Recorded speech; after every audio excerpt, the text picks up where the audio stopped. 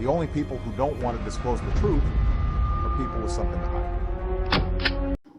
Hello, YouTube. I want y'all to check out some of these clips that I got going on here.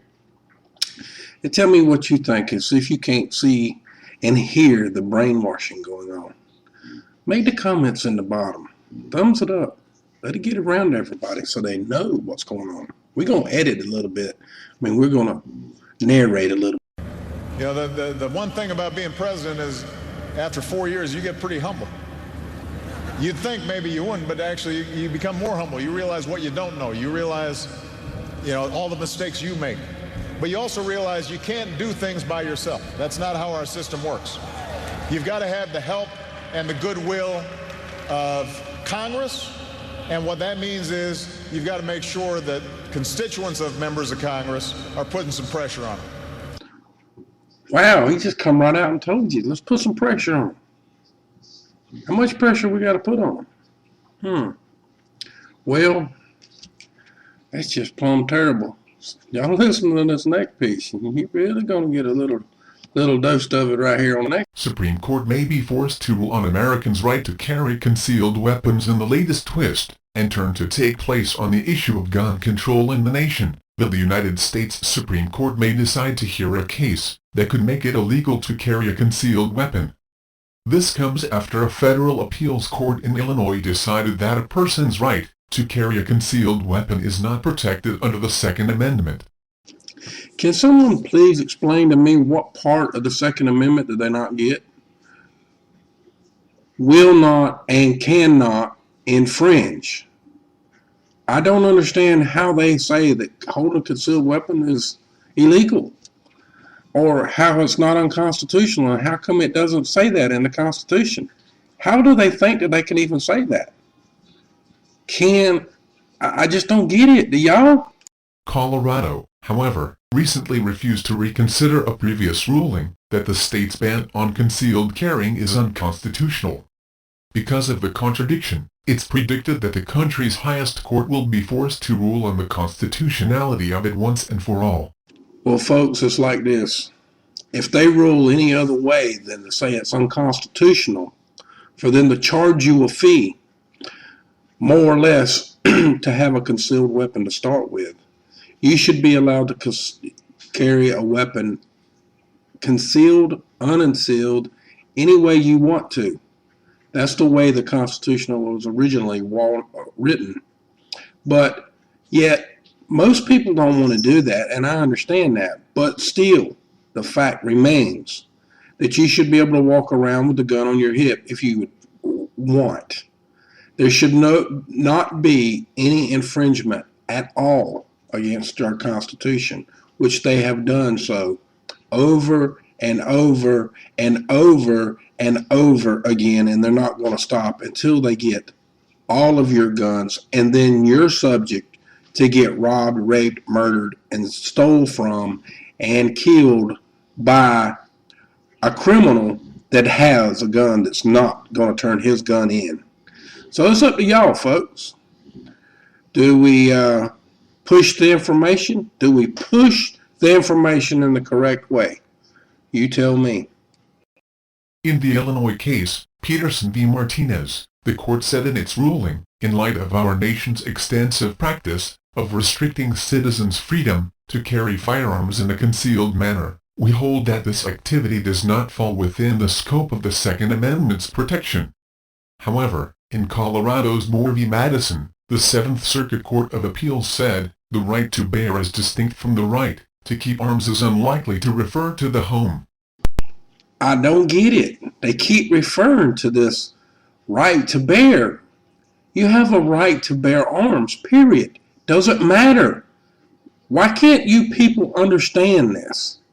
Don't let these people brainwash you into believing that they have the control over you to not be able to carry a firearm, period. They're wrong. It's unconstitutional. They know they're unconstitutional. The whole thing. To speak of bearing arms within one's home would at all times have been an awkward usage. A right to bear arms thus implies a right to carry a loaded gun outside the home. While the court has ruled that the Second Amendment does protect the right to own guns, and that state and local guns should recognize that right, they haven't yet ruled on carrying outside the home. An estimated 8 million Americans have concealed weapons permits. We get reports that the U.S. Supreme Court may decide to hear a case that could ultimately make it illegal to carry a concealed weapon. Welcome to America Live, everyone. I'm Megyn Kelly. A big legal question today after two significant and contradictory court rulings in federal court last week.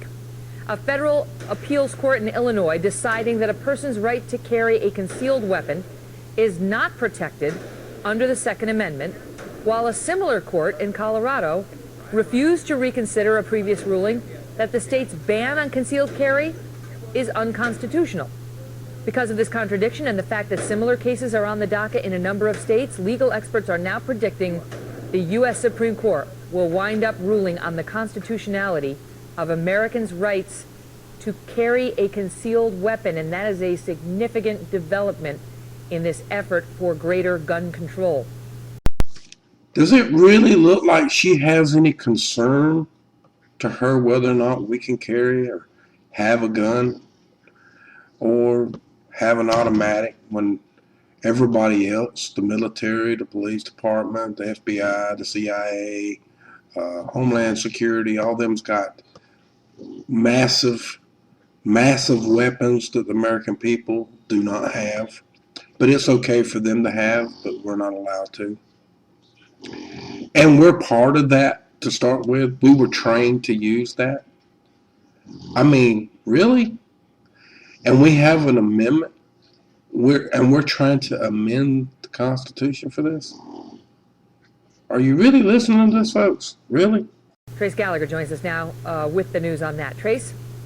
And Megyn, so while you have all this focus on whether Congress is going to enact legislation to limit semi-automatic weapons and assault rifles, these different rulings you talked about in federal courts could really be the game changer when you talk about this subject. And you have to look at how adamant these different courts were in making their rulings. For example, in Colorado, the 10th Circuit Court of Appeals ruled the Second Amendment does not give you the right to carry a concealed weapon, writing in their ruling, quoting here, "In light of our nation's extensive practice of restricting citizens' freedom to carry firearms in a concealed manner, we hold that this activity does not fall within the scope of the Second Amendment's protection." But Slow down, dude. Slow down. You talk too fast. You just talk too damn fast. People can't understand you.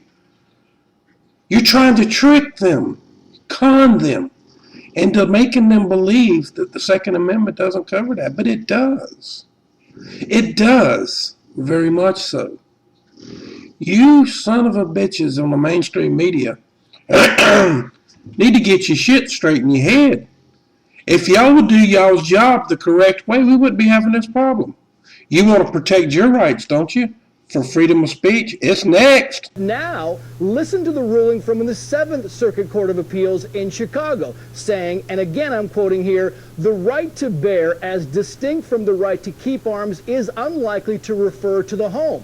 To speak of bearing arms within one's home would at all times have been awkward usage. A right to bear arms thus implies a right to carry a loaded gun outside the home." Now, last year you had the 2nd Circuit Court in New York that ruled that New York residents have to prove that they face danger to obtain a concealed carry permit.